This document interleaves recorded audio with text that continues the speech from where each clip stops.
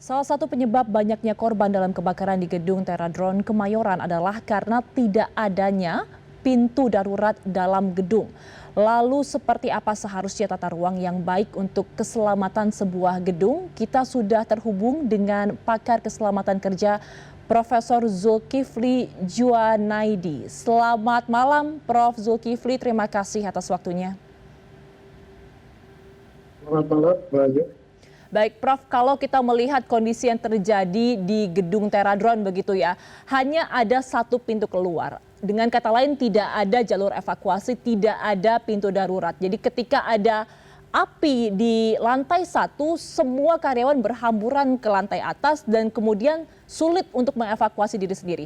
Bisa disampaikan sebenarnya betapa pentingnya jalur evakuasi atau pintu darurat sebenarnya ini seberapa vital ada dalam sebuah bangunan bertingkat? Ya, sebenarnya ada beberapa peraturan atau standar yang sudah mengatur tentang sistem evakuasi kebakaran di gedung bertingkat ini ya. Jadi di negara kita sendiri dari pemerintah itu sudah mengeluarkan peraturan Kementerian PU ya tahun 2008 itu yang mengatur tentang sistem standar pengaturan proteksi kebakaran di gedung bertingkat. Jadi antaranya juga tentang sistem evakuasi. Terus secara internasional kita punya juga standar NFPA, National Fire Protection Agency, yang biasa digunakan di level internasional yang dikeluarkan oleh agensi Amerika. Itu 101 tentang penyelamatan jiwa pada saat terjadinya kebakaran.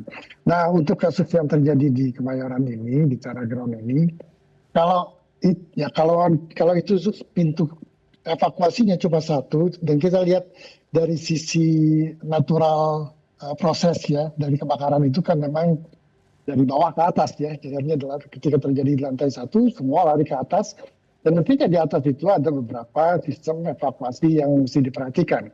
Pertama ada sistem evakuasi yang memang dari sisi pintunya itu memang nggak boleh satu, karena kalau memang di situ banyak karyawan atau banyak berkumpul orang ya, maka pintunya juga mempunyai standar-standar seperti diantaranya adalah pintunya itu nggak boleh bukanya ke dalam, tapi harus keluar. Sehingga kalau bila terjadi kebakaran bisa segera didorong keluar begitu ya.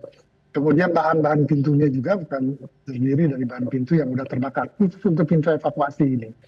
Dan kemudian apabila tidak ada lagi jalur keluar, maka harus ada tangga darurat ya di luar itu. Tangganya harus di luar sehingga apabila terjadi kebakaran di dalam, maka kemudian jalur evakuasinya bisa melalui tangga yang di luar ini. Kalau tidak ada juga, maka untuk lantai yang lebih tinggi seperti ini, di lantai 6 ini, nah maka harus ada jalur evakuasi yang juga segera bisa dipasang ya oleh mungkin saya nggak tahu di pemadam kebakaran kita atau kemudian juga dinas pemadam kebakaran kita ya yang mempunyai jalur untuk menjatuhkan para penghuni begitu ya dengan menggunakan bantalan begitu, ataupun juga kalau di luar negeri ya pasti cepat dengan helikopter ya, bisa juga dengan helikopter. Itu beberapa hal yang perlu diperhatikan untuk sistem evakuasi kebakaran pada kejadian yang seperti terjadi di bangunan-bangunan bertingkat ini. Baik, mungkin Prof. Itu dulu Mbak Ayu. Baik Prof, kalau kita melihat ya dari tangkapan layar bangunan yang terbakar saat ini begitu, dan kalau Anda sudah mengidentifikasi apakah dengan banyaknya jumlah korban jiwa yang jatuh sampai 22 orang, ini jalur evakuasi menjadi satu-satunya penyebab terjadinya kejadian ini sehingga korban jiwa yang berguguran sangat banyak, atau sebenarnya ada unsur keselamatan lain yang tidak terpenuhi dari bangunan ini? Ya, menurut saya bukan cuma jalur evakuasinya. Jalur evakuasi sudah pasti ya, untuk penghuni yang sedemikian banyak. Lalu kemudian kalau pintu evakuasinya cuma satu, ya memang itu menjadi salah satu penyebab yang krusial ya, yang kritikal. Tetapi juga jangan dilupakan bahwa pada proses kebakaran itu bisa terjadi asap yang akan mengganggu saluran pernafasan. Sehingga ketika para penghuni berlari ke atas, di mana kemudian ada effort dari tubuh yang sedemikian besar ya, menaiki tangga mungkin, dan itu adalah sistem pernapasan akan semakin terpacu. Dan apabila kemudian terjadi asap yang sangat pekat gitu, yang terselubung karena sistem ventilasi yang tidak baik, maka kemudian sebelum sampai kepada pintu evakuasi pun mungkin saja sudah jatuh korban gitu ya, yang disebabkan oleh karena asap yang sangat pekat ini yang mengganggu sistem pernapasan yang sedang berpacu ketika para penghuni menuju ke atas untuk menuju jalur evakuasi. Mungkin itu salah satu juga penyebab yang perlu diperhatikan, Mbak Ayu. Oke, Prof, ini berkaitan juga dengan pernyataan Anda tadi bahwa ini senada dengan pernyataan dari pihak kepolisian bahwa korban jiwa berjatuhan bukan karena luka bakar, tapi karena mengalami sesak nafas akibat menghirup terlalu banyak asap begitu. Dari kondisi yang sudah dikonfirmasi oleh pihak kepolisian ini, apa yang bisa Anda identifikasi? Ya, menurut saya perlu diidentifikasi bahwa Toragal ini beroperasi kegiatan operasi yang dominannya apakah melibatkan, kalau kita lihat dari segitiga api itu, apakah melibatkan bahan-bahan mudah terbakar ya, kemudian juga apakah melibatkan juga bahan-bahan kimia yang mudah terbakar yang kemudian juga berbau toksik misalnya gitu, dan kemudian juga setelah itu kemudian kita mesti lihat juga sistem proteksi kebakaran dari gedung bertingkat ini apakah memenuhi standar baik nasional maupun internasional atau tidak, mulai dari sistem proteksi kebakaran yang pasif maupun yang aktifnya ya. Yang pasif itu seperti misalnya apartnya, kemudian ada sistem alarm kebakarannya atau tidak, lalu kemudian juga yang pasifnya itu seperti hidrannya, apakah ini cuma tercantum saja tidak pernah diperiksa, tidak pernah dilakukan juga evakuasi tentang sistem emergensi yang mungkin terjadi.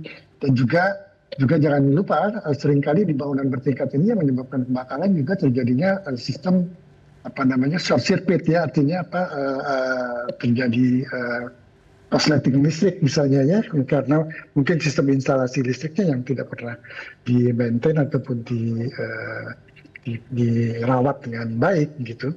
Nah itu adalah hal-hal yang perlu diperhatikan nantinya untuk melakukan investigasi daripada penyebab utama atau faktor-faktor yang menjadi pemicu terjadinya kebakaran ini.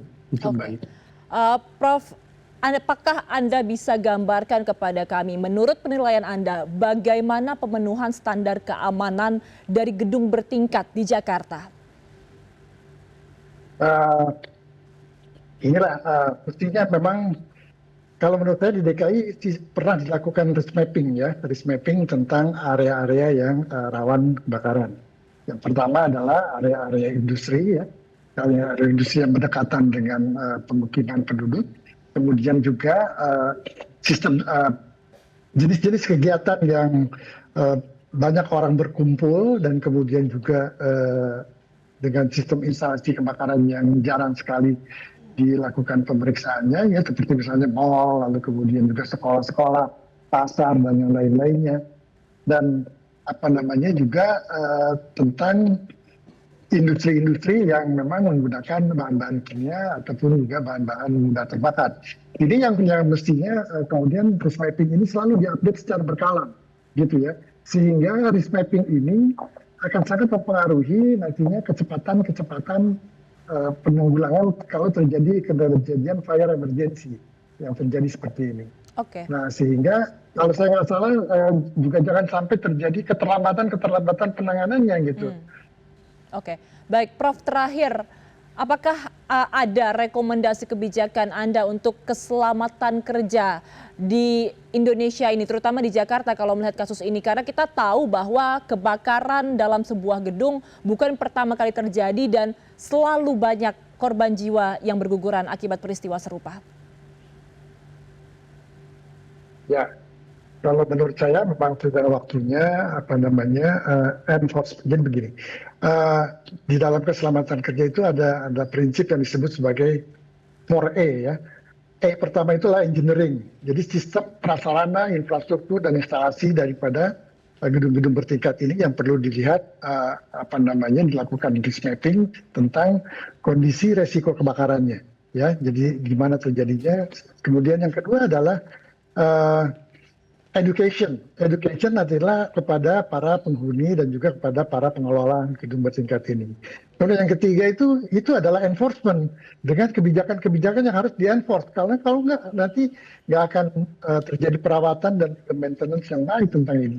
Baru kemudian empower kesadaran tentang pemberdayaan dari seluruh pihak yang terkait dengan proses kebakaran yang bisa terjadi di gedung bertingkat ini.